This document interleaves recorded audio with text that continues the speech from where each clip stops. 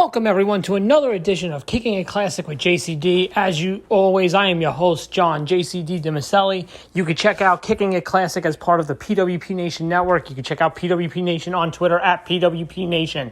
You can check out Kicking It Classic with JCD on Twitter at KITCW. JCD. You can check out the show on Facebook, facebook.com/Kicking It Classic with JCD. You can email the show, Kicking It Classic with JCD at yahoo.com. And you can follow me on Twitter at JohnDSINY1219. This latest episode is going to focus on the loose cannon portion of the late, great Brian Pillman's career.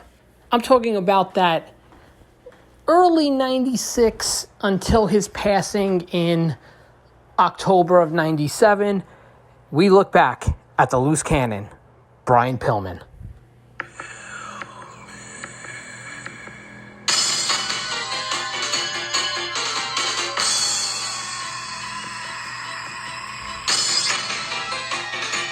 Obviously, a lot is known about Brian Pillman and, not just the Flying Brian and the Hollywood Blondes and all that stuff.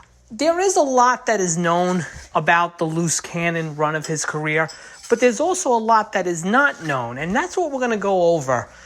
There's some instances that are forgotten, especially one, when you hear what the plans were for Pillman and what he was looking to pull off with the character, it kind of makes you go, So we're going to delve in all that. So, needless to say, the birth of the character, as everyone knows, is the infamous strap match at Super Bowl 96 with Kevin Sullivan, when about 2 minutes into the match, Pillman cuts the "I respect you, Booker Man" promo and storms off.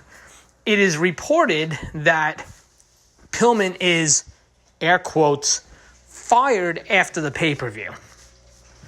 Pillman disappears from WCW and immediately shows up in the ECW arena for ECW. And he's cutting a promo, a lot of insider term stuff. And you got to remember, in 1996, you didn't throw a lot of these terms out. I believe, and I'm probably wrong, but I'm just guesstimating here, Pillman's initial ECW arena promo is the first time anyone really used the phrase mark on TV in the way that we understand it as today. Pillman does that.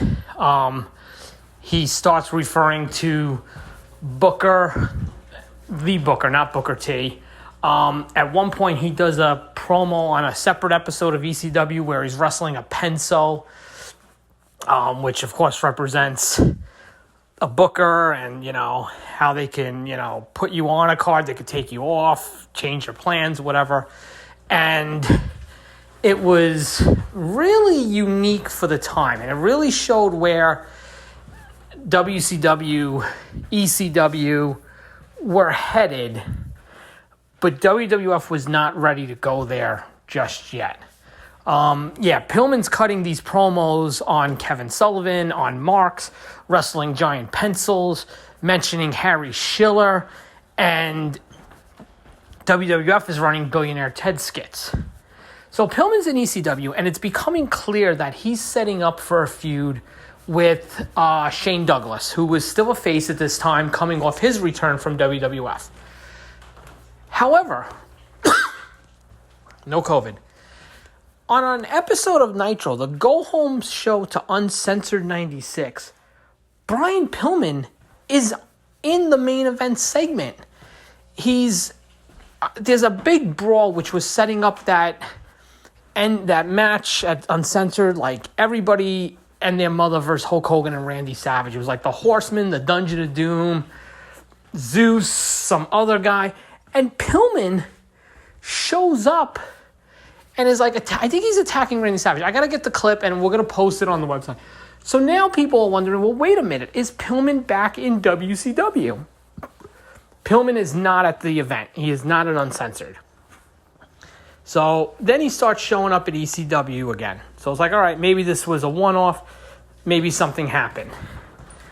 Shortly after, Pillman never wrestles in ECW because shortly after he suffers the unfortunate car accident which shattered his ankle, and he never gets to wrestle for ECW, but lo and behold, WWF picks him up. Multiple things are teased between him and Steve Austin. Pillman's mostly an interviewer initially. He would show up sporadically. And it wasn't really until Stone Cold Steve Austin got going with his match with Bret Hart at Survivor Series 96 that you had any real direction of where Pillman was going. Pillman needed to have another ankle surgery. And this is the episode where on WWE Superstars, no less, Austin, quote-unquote, Pillmanizes Pillman's ankle. That's the spot with the ankle wrapped up in the chair, and he stomps on the chair, and that takes Pillman out. It was designed to get heat on Austin. It was also designed to kind of play off Pillman's connection to the Hearts from the beginning of his career, but it was also designed because Pillman did need to take time off to get the ankle surgery. Pillman would return in, I want to say, April or May 97. I think he shows up post In Your House, A Cold Day in Hell. I think he shows up on that Raw. And he attacks Austin. So it's originally set up for King of the Ring that Pillman's going to wrestle Austin. On that King of the Ring 97 show, which I forgot to mention in my Shawn Michaels episode prior, Shawn Michaels was going to face Bret Hart, and Brian Pillman was going to wrestle Stone Cold Steve Austin. Hart still wasn't cleared. He was still having issues after his knee surgery. So they did a thing where Hart Hart gets out of the match with Michaels, and then Pillman turns around and bows out of his match with Austin, and they make Michaels versus Austin for King of the Ring. But again, that's a prior episode that we did. Pillman and Austin would never wrestle on WWF TV. Pillman would then enter a feud with Goldust coming out of the In Your House Canadian Stampede pay-per-view. Pillman would wrestle Goldust at SummerSlam, with the stipulation being that if Goldust had won, Pillman had to wear a dress for 30 days. Goldust goes over, Pillman wears a dress. They rematch at In Your House, Ground Zero, and this time the stipulation is if Pillman won, he got Marlena for 30 days, which Pillman wins. And he's really delving into this deep feud with Goldust, and then unfortunately, tragedy strikes. On October 5th, 1997, Brian Pillman unfortunately was found dead in his hotel room in Minnesota the day of the In Your House Bad Blood pay-per-view where he was supposed to wrestle Dude Love. It was said that initially Pillman had died of a heart attack, which many people had already begun to connect to his use of his painkillers for his multiple surgeries, drug use, whatever, but it wasn't the case. It was later turned out and confirmed by Stone Cold Steve Austin that Pillman actually died of a heart disease that was genetically passed down in his family and that his father had passed away from as well. So, with Pillman's passing, the next night on Raw gets very awkward and uncomfortable, especially with things that have come out since.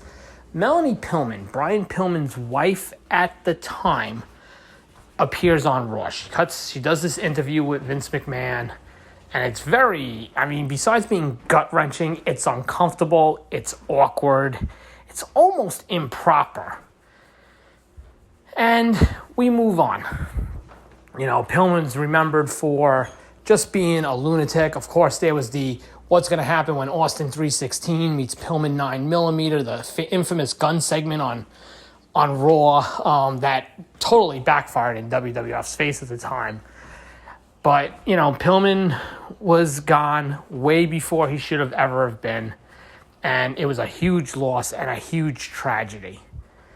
Now, you would think, unfortunately, that's the end of the loose cannon story, but it's not. There's a lot of stuff that isn't as out there as much about what the plans were and what they were looking to do and what Pillman was looking to do. It was always kind of speculated because Pillman had signed a very short contract with WWF that something was up. Why wouldn't he commit to WWF for more than, I believe 2 years? Well, I think he was actually 18 months. I think it was a very short deal based on when he came in 96. Very short deal. There was always a lot of speculation and guessing why. Well, turns out that pretty much 95% of all this was the brainchild of Brian Pillman and Eric Bischoff. That they were the ones who had come up with this gimmick, come up with this story, this idea, and it was going to run, and it was going to come full circle with Pillman eventually, out of nowhere, showing back up on Nitro. In a sense, it has been said that Pillman was actually going to kind of do some bad business and just kind of let his contract run out, and at the next available Monday, no show WWE TV, or if WWE had taped the week prior like they used to do, was just going to show up on Nitro. He was basically going to be Rick Rude before Rick Rude. That Pillman would show up on Nitro and kind of be almost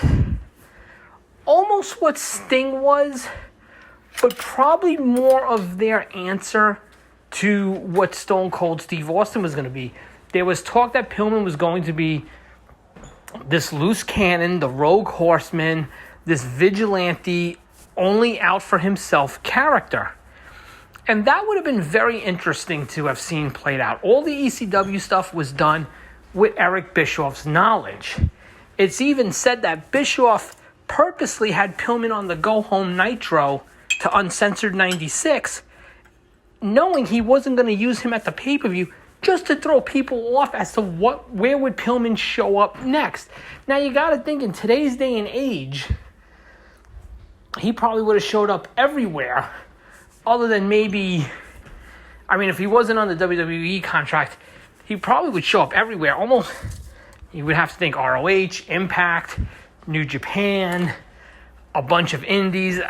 I don't know if he'd be able to pull it with AEW, because I think AEW would look to use him more, in a deal sense versus a paid per appearance. Although who knows, maybe he gets a Zack Ryder deal where he does 5 or 6 appearances and that's it. It would have been really interesting to see what Brian Pillman would have been able to do, and it definitely would have been very interesting to see Brian Pillman under the Attitude Era when things were really full blown. Although I think I got to be honest with you, with where WCW was headed at the time versus where WWE was headed at the time, I think going back to WCW, especially with the way things played out with AOL and Time Warner and all this, I got to admit, I think that would have been a mistake for Pillman. I think Pillman would have been better suited for Attitude Era WWF versus WCW, especially with the fact that they were start to have been calmed down and cut down with what they can do. But unfortunately, we will never know. Oh, real quick, another thing about Melanie Pillman, which I was starting to allude to. Brian Pillman Jr. did an interview where he actually states that Pillman and his wife were on the verge of splitting up, to the point where Melanie Pillman already had a new boyfriend.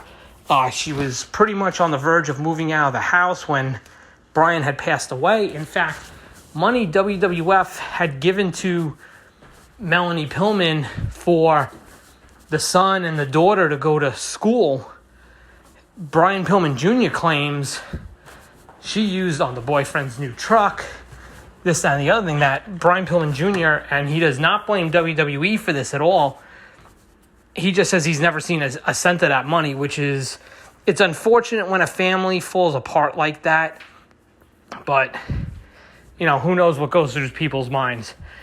Thank you for listening to this episode. We're going to keep them cranking out. We're going to get through this season. Within the next week, the season will be done. And then I'm going to announce the lineup and the dates for season 4, which starts on April 4th, 2021. And we are looking at Edge, Lita, and Matt Hardy. The next episode, our second to last episode for this season, will look back at SummerSlam 2002 in the sense of what should have been versus what was. Again, I am your host, John, JCD DiMaselli, and again, thank you for listening.